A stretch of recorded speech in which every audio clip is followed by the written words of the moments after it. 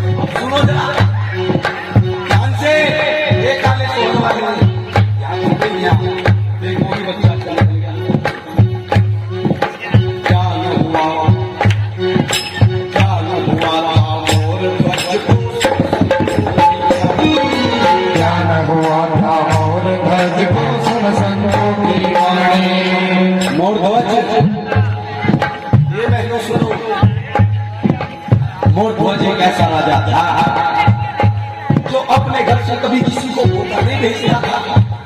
ये बहन सुन ले, मोर ध्वज ऐसा राजा था जो अपने घर से कभी किसी को खाली हाथों खाली पेट नहीं भेजा करता था। और तो और उसके यहाँ एक ही बेटे ने जन्म लिया था। एक बेटे ने एक बार परमात्मा को कहने लगा नारायण, जो घर में आग लगा था बोले महाराज क्या हुआ? बोले पार्वती तो दूसरे दरबार कर रही थी। और फिर उसके दूर जाकर कह रहा नारायण नारायण। बोले क्या हुआ? बोले महाराज महारानी पार्वती ने आदि की बात कर आग लगाता क्यों जाता है?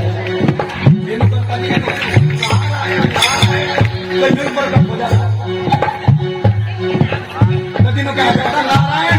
बोले हाँ। बोले शंकर भगवान। बोले क्या हो गया? बोले पार्वती तो वहां पता नहीं क्या कर रही यहाँ बैठा। तो नारायण कह रहा कहने लगा हे परमात्मा, तेरे नाम की भक्ति कौन करता है? उस परमात्मा ने कहा मेरे नाम की भक्ति अगर धरती लोक पर करता है तो सिर्फ और सिर्फ मोर ध्वज करता है। मोर ध्वज। बोले प्रमाण दिखाओ। प्रमाण कैसा? बोले धरती लोक पर चल करके दिखाओ। जानते हो बदल लिया भेष और 3 लोग एक साधु के भेष। और वो जब नारायण था ना नारायण उसे बना दिया उठा शेर।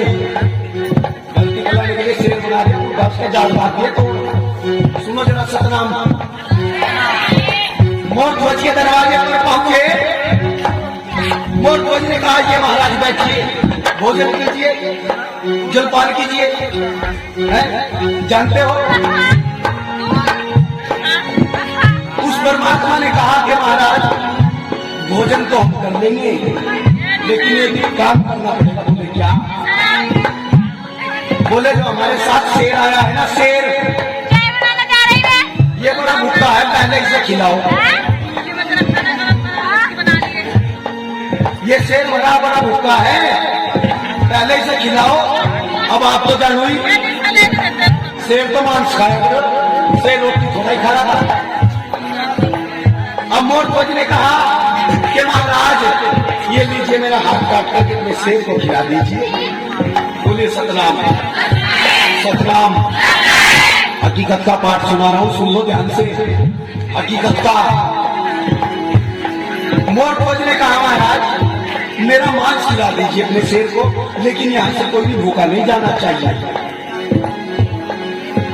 उस नारायण ने शतरंज का खेल खेला और कहा कि शेर बड़ा बूढ़ा है, ये किसी छोटे बच्चे का मांस खाएगा, ये बड़े का नहीं खा सकता।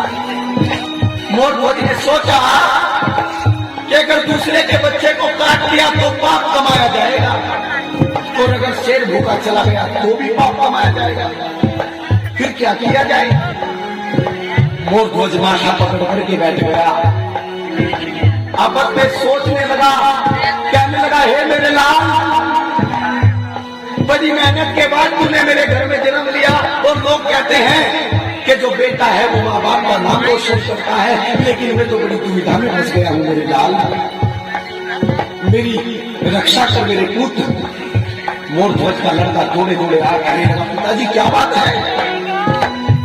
बोले, बेटा मैं बड़ी समस्या में फंस गया हूँ, आज तक मेरे घर से कोई खाली हाथ नहीं गया, और आज एक शेर रोका जाएगा।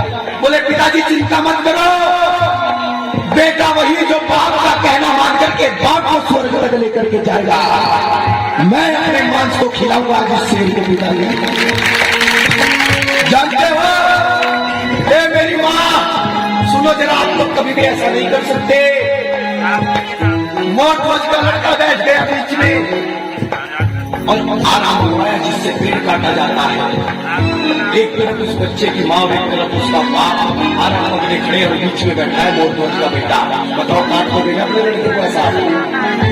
तो ये सच्ची कथा चल रही, इस मारो कहना सुन लो, वो जानते हो, जिस समय मोर ध्वज ने अपने बेटे के ऊपर आरा रखने का प्रयास किया तो उसके बेटे ने कहा, ठहरो पिताजी।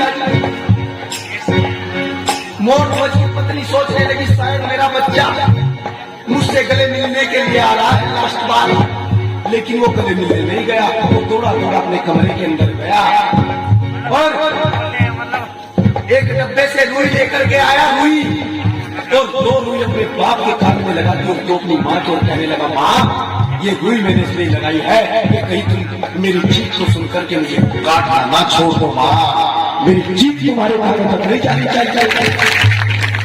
ऐसा था मोर ध्वज का बेटा, जो अपनी माँ के कानों में रुई देकर के कहता था कि माँ कहीं मुझे काट दे, मेरी चीख को सुनकर के तुम्हारा ना रोक दे माँ, ये ले मैं तेरे कान में रुई लगा देता हूँ जिससे मेरी चीख मेरे कानों तक न जाए माँ। देख लो, ऐसा था मोर ध्वज। और फिर क्या शतरंज का खेल खेला, बेटा तो काट दिया, अब बच गया वो परमात्मा जो इंसान के बीच में था। वो कहने लगा, मुझे भी भोजन किया।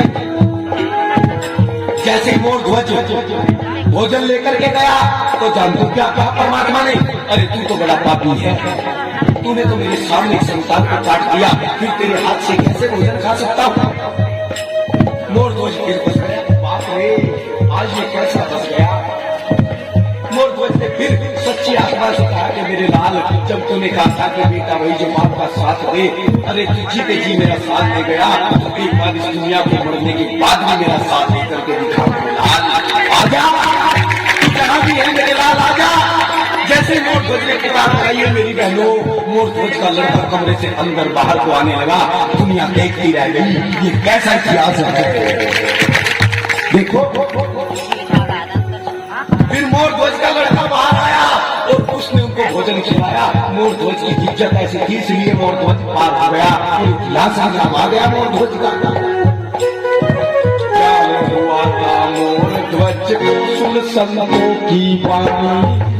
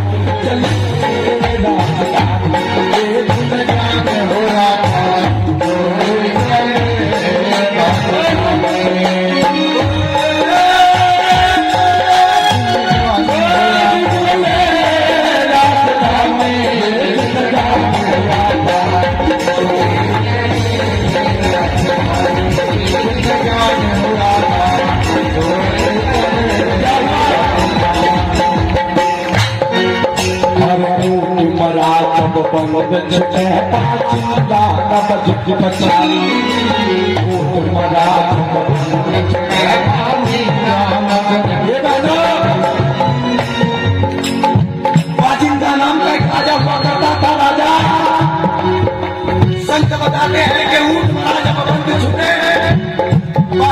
नवज बचानी। इतना अहंकारी राजा था कि ये कहता था कि मेरी मर्जी के बिना पत्ता तक नहीं हिल सकता। एक बार उसके दरबार में एक ऊंट मर गया। दरबारी आया, बोले थोड़े महाराज एक ऊंट की मृत्यु हो गई। वो राजा कहने लगा, मेरी इजाजत के बिना ये ऊंट मर कैसे गया? जाकर के उसकी नवज पकड़ करके देखा, वास्तव में ये ऊंट तो मरा पड़ा है। जब ये ऊंट मेरी मर्जी के बिना मर गया तो वो दिन दूर नहीं कि मैं इस दुनिया से जाऊंगा।